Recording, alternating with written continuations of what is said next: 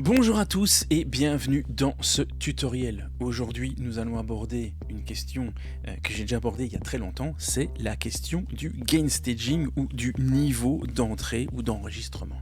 C'est un sujet qui revient pas mal à la mode ces derniers temps et je voulais le réouvrir parce que j'entends pas mal de bêtises sur le sujet et donc je voulais refaire un point. Donc, si vous voulez une version complète et complexe de ce sujet, j'avais fait une vidéo donc il y a 11 ans qui avait pas mal suscité d'intérêt à l'époque, qui vous explique en long, en large et en travers toute la partie théorique, en passant par l'historique, etc. et comment même calibrer votre matériel précisément pour avoir le meilleur étage de gain possible lorsque vous enregistrez. Ici, on va faire beaucoup plus simple parce que on est 11 ans plus tard, le matériel s'est amélioré, les standards de qualité de matériel se sont largement évolués et donc on peut se permettre d'être un peu plus permissif qu'à l'époque.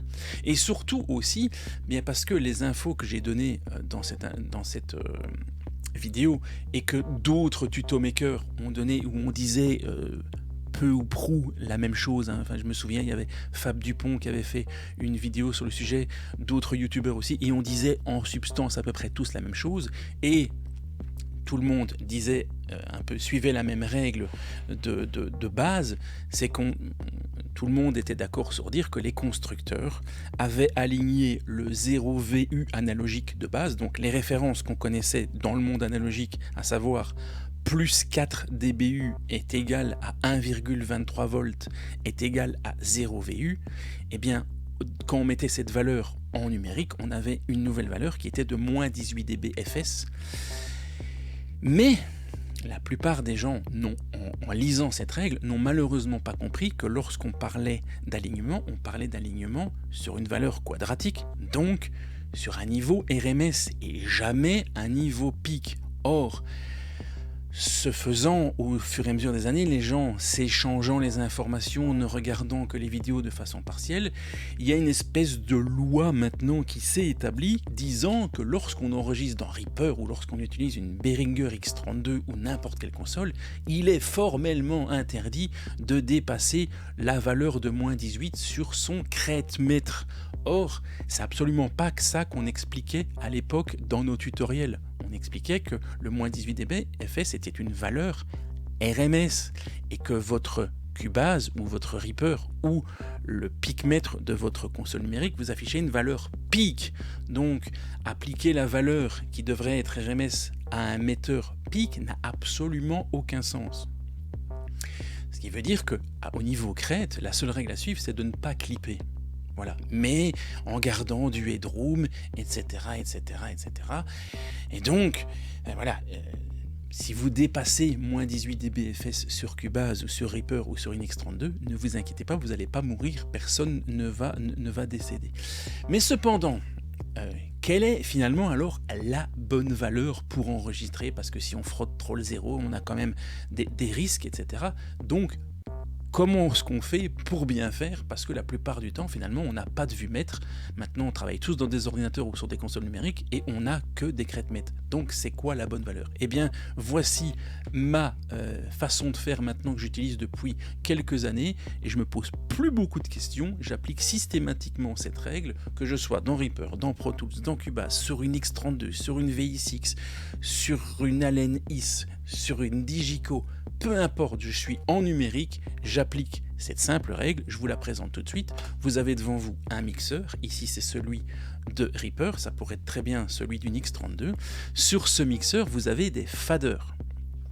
Les faders ont une course qui peut aller de moins l'infini généralement à plus X. Chaque console a une valeur maximum un petit peu différente. Il faut savoir qu'en numérique, l'intérêt de la console mixage, c'est d'avoir le plus, que nos faders de mixage soient le plus utile possible. Et vous l'avez déjà certainement marqué, eh bien la résolution du fader est plus précise autour du 0, ici entre plus 12 et moins 18. Les petits mouvements, j'arrive à avoir des valeurs précises. Si mon fader est ici, vous voyez que je monte directement par étage de 10 dB. Donc, autant avoir un signal d'entrer dans la piste qui nous permet de profiter au maximum de toute la résolution fader. Alors, on va me dire que en virgule flottante, même si le niveau arrive ici à plus 100 dB, même si j'ajoute encore 12 dB, c'est pas grave, on va pas clipper, il suffit de faire ça. Or, c'est chiant de faire ça, et donc, pourquoi ne pas travailler en me disant, tiens, même si mon fader ici, il est à plus 12, je ne clippe pas mon master. Et du coup, comment faire? C'est excessivement simple. On sait qu'on peut pas dépasser 0 dBFS au master. Ma piste, mon fader de piste me permet de booster mon signal de plus 12 dB, ce qui veut dire que si mon signal entrant dans ma piste n'excède pas moins 12 dB, eh bien mathématiquement, si j'ai une valeur par exemple maximum de moins 13 et que je lui applique plus 12, je serai toujours à moins 1 dans mon fader. Ce qui veut dire que tout mon fader ici va me permettre de pouvoir faire entrer mon signal dans mon master sans que celui clippe. Oui, parce que si je fais déjà rentrer un signal qui est déjà à 0 dB, si je lui rajoute 6 dB, je suis à plus 6 dB au master. Et ça n'arrange personne de redescendre le master. Donc, au final, en se disant, voilà, j'ai plus 12 dB de marge sur mon fader, autant enregistrer un signal n'excédant pas la valeur inverse, donc ici, plus 12, donc n'excédant pas moins 12. Ce qui veut dire dans le concret que si j'ai ici un batteur qui commence à jouer, voilà, j'augmente mon préamp, petit à petit. Je lui demande de jouer avec le maximum d'intensité, peut-être la partie du morceau ou la partie du concert la plus intensive et qui frappe un petit peu comme en situation réelle, voilà, pour avoir vraiment le maximum de frappe. Comme ça, je sais que même avec sa frappe la plus forte, je suis, même si je clipperais peut-être de 0,3 dB, c'est pas dramatique, mais je suis le plus proche possible d'avoir toute la résolution fader. Donc ici, voilà, j'ai approximativement mon préampli, voilà, qui est réglé sans excéder moins 12 dB. Voilà, je peaufine. Il dépasse un petit peu en s'énervant, je repeaufine un petit peu. Voilà, ce qui veut dire maintenant que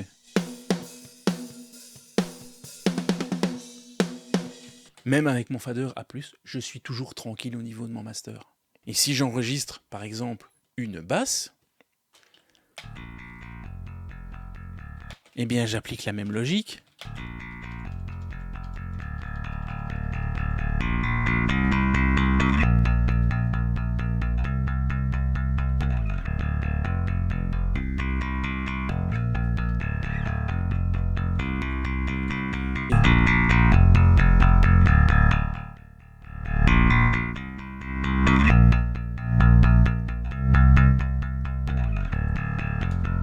Voilà, ce qui me permet d'avoir toute la résolution de mon fader et de ne pas me poser plus de questions que nécessaire. L'avantage de cette technique, c'est que ça marche partout, tout le temps, dans toutes les circonstances. Quel que soit mon contexte, eh bien, ça fonctionne. Si je travaille sur une Behringer X32, on voit que le maximum du fader va à plus 10, eh bien, je fais en sorte de ne pas dépasser moins 10 dBFS lors du réglage de mon préampli. Si je travaille dans Pro Tools, le maximum fader de Pro Tools étant de plus 12, eh bien, je m'arrange pour ne pas excéder moins 12 dBFS. Si je travaille sur une VX6, si je travaille sur une ALNIF, si je travaille sur une Digico, je regarde la valeur et je ne la dépasse pas. Aussi simple que ça. Merci pour votre attention. À la prochaine. Ciao.